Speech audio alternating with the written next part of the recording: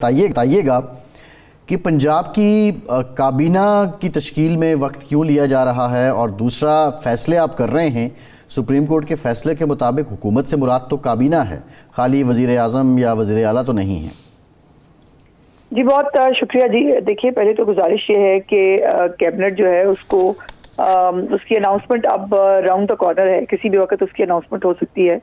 ऐसा कोई फैसला उस तरह से नहीं लिया गया जिसके अंदर कैबिनेट की मंजूरी की जरूरत हो। तमाम फैसले कैबिनेट की मंजूरी से ही लिए जाएंगे और अभी तो इंतजामी तौर के ऊपर जो चीजें हैं वो देखी जा रही हैं, मुख्तलिफ ब्रीफिंग जो हैं वो ली जा रही हैं और कैबिनेट की जो मंजूरी है जहां जहां जरूरी है डेफिनेटली उस प्रोसीजर को फॉलो किया जाएगा।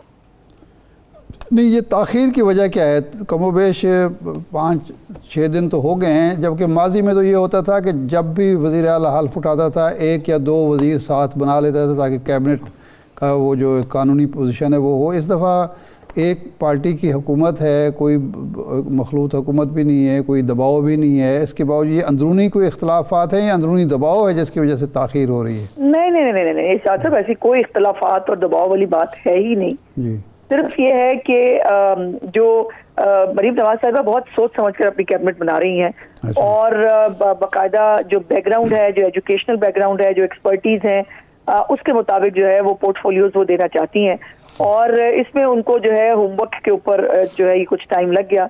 लेकिन जैसे मैंने कहा कि अब तो ये राउंड द कॉर्नर है, किसी भी वक्त इसका अनाउंसमेंट भी हो सकता है और ओथ भी हो जाएगा। ये कोई इतनी बड़ी लंबी चौड़ी बात नहीं है। कैबिनेट ने जाहिर है फॉर्म होना है और जो गवर्नमेंट के काम है वो होंगे, लेकिन कोई कॉन्स्पिरेसी थ्योरी इसके ऊपर जो है वो उसकी ना जरूरत है ना कोई कॉन्स्पिरेसी थ्योरी एग्जिस्ट करती है जी। हम इत्मीनान रखें कि ये कल तक हो जाएगी अनाउंस?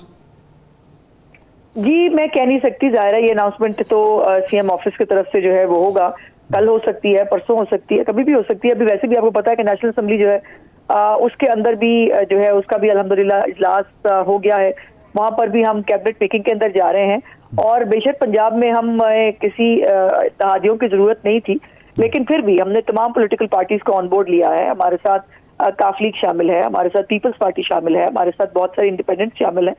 तो ये तमाम जाहिर है एक कॉम्बिनेशन के साथ कैबिनेट जो है वो सामने आएगी। पीपल्स पार्टी आ रही है काबीना में, पंजाब काबीना में? जी मेरा नहीं ख्याल, इस मरहले पर तो मेरा नहीं ख्याल, लेकिन जाहिर है ये अनाउंसमेंट अभी होना बाकी है। सही है, ठीक है। एक इत्तला ये भी है कि मियाँ साहब इस्लामाबाद में मसरूफ़ हैं और वो जब वापस आ जाएंगे तो उसके बाद काबीना अनाउंस कर दी जाएगी, क्या इसमें सदाकत है? जी जाहिर है इसमें ये हमारी हर एक जो फैसला है पार्टी का वो मियाँ नवाज शरीफ साहब की मुशावरत के बगैर नहीं होता है और पंजाब जो है उसको आप अलहदा से नहीं देख सकते। पंजाब जो है उसके मामलात वफाक के साथ कहीं ना कहीं अटैच्ड होते हैं और वफाक में जो जमातें हमारे साथ हैं, जो एलाइज हमारे बनने जा रहे हैं, उनका कोई ना कोई यकीनन एक रोल पंजाब के अंदर भी होता है। तो इसलिए वफाकी कैबिनेट और पंजाब की कैबिनेट जो है इसको जो हमारी लीडरशिप है वो बैठकर आखिरी जो शक्ल देगी। मरीम नवाज साहिबा अपना होमवर्क कर चुकी हैं, अब इसकी अप्रूवल जो है वो यकीनन पार्टी की जो हमारी हायर लीडरशिप है, मियाँ शहबाज शरीफ साहब है, मियाँ नवाज शरीफ साहब है, वो देगी। अच्छा, आपने आते ही ट्रांसफ़र पोस्टिंग जो सरकारी मुलाजमीन की है उस पर पाबंदी लगा दी। माजी में भी हमने देखा है कि इस तरह की ट्रांसफ़र पोस्टिंग पर पाबंदी लगती है तो फिर ये सरकारी मुलाजमीन उसका भरपूर फ़ायदा उठाते हैं, जहाँ वो मर्ज़ी करना चाहते होते हैं वो फिर करवा लेते हैं रूल्स रिलैक्स करा के, और आम आदमी बेचारा बहुत परेशान होता है इस पाबंदी से। तो ये फौरी पाबंदी लगाने की फौरी और हंगामी वजह क्या बनी? नहीं, ये हंगामी वजह नहीं है शाह साहब, ये बड़ी इसको आपको अप्रिशिएट करना चाहिए कि हम वो हुकूमत नहीं है जो सियासी बुनियादों पर अकाड़ पचाड़ करना चाहते हों। हम वो हुकूमत नहीं है कि जिसका कोई सियासी मोटिव है कि मुझे ये अच्छा नहीं लगता इसको यहाँ से हटा दो, मुझे वो अच्छा नहीं लगता उसको वहां से गिरा दो। तो ये जो मरीम नवाज शरीफ साहिबा ने, जो भी इस वक्त लोग मौजूद हैं, उनको कंट्रीब्यूट करने का, उनको अपनी परफॉर्मेंस दिखाने का मौका दिया है। जो इनिशिएटिव्स वो अनाउंस कर रही हैं उसके लिए बाकायदा उन्होंने आज अनाउंस भी किया कि वो एक रिपोर्ट कार्ड भी बना रही हैं जिसके ऊपर तमाम जो अफसरान हैं उनकी सजा और जजा का फैसला होगा। इसलिए हर एक को एक फेयर मौका देने के लिए और कोई भी अपनी जाती पसंद नापसंद जो है उसको बाला ताक रख के ये एक ऑप्शन दिया गया और ये पहली दफा हो रहा है। तमाम सियासी हुकूमतें आते ही सबसे पहले जो है वो इखाड़ पछाड़ करती हैं और ये बड़ा प्रेशर भी होता है सियासी तौर पर लेकिन मरियम नवाज शरीफ साहिबा जो है वो आउट ऑफ द बॉक्स सोचती भी हैं और करती भी हैं, इसलिए उन्होंने तमाम लोगों को मौका दिया है कि वो परफॉर्म कर सकें। जो परफॉर्म करेंगे यकीनन वो रहेंगे, और जो परफॉर्म नहीं करेंगे ज़ाहिर है उनको चेंज करने के अलावा फिर ऑप्शन नहीं होगा। सही है। नहीं, जो एक है काट पछाड़ ना करना, ये तो बड़े आसान इकदाम है, लेकिन पाबंदी लगाने का मकसद ये है कि कोई शख्स जिसकी ट्रांसफर पोस्टिंग होनी चाहिए उसकी अपनी जरूरत के तहत उस पर पाबंदी लगानी। ऐसा है नहीं, ये काट पछाड़ के साथ रिलेटेड इसलिए अरशाद साहब कि जब हुकूमत आती है तो हम चूंकि 5 साल से हुकूमत में नहीं थे पंजाब में, तो हर MP MNA जो है उसके पास एक लिस्ट है कि मुझे फलाना बंदा यहाँ नहीं चाहिए, मुझे फलाना बंदा वहाँ चाहिए। तो एक बहुत, और ये हर पॉलिटिकल पार्टी को जो है करना पड़ता है आते ही। मरियम नवाज शरीफ साहिबा जो है वो समझती हैं कि ये तमाम जो अफसरान हैं उनको एक मौका, फेयर मौका मिलना चाहिए कि वो अपने आप को, वो ठीक है कई हमारे खिलाफ ये भी है कि जी इलेक्शन में हमारे खिलाफ इस्तेमाल हुए, बहुत सारे लोगों ने हमारे खिलाफ इलेक्शन के अंदर जो है वो दूसरी पार्टियों को सपोर्ट किया, लेकिन उसके बावजूद भी, और आज उन्होंने रमजान पैकेज की भी जो उन्होंने गुफ्तगू फरमाई उसके अंदर भी उन्होंने कहा जिन्होंने मुझे वोट नहीं भी दिया मैं उनको भी जो है इसके अंदर शामिल करना चाहती हूँ। मेरी कोई लाइकिंग डिसलाइकिंग नहीं है कि मैं अपने MPs MNAs को कहूँ कि आप ये अपने जो है वो जानने वाले लोगों के अंदर जो है रमजान पैकेज बांट दें। ये बड़ा आसान होता है उनके लिए, लेकिन वो जो है वो रूल्स और रेगुलेशंस के तहत हर एक को साथ लेकर चलना चाहती हैं, और यही उसकी एक रीजन है। जी सही है।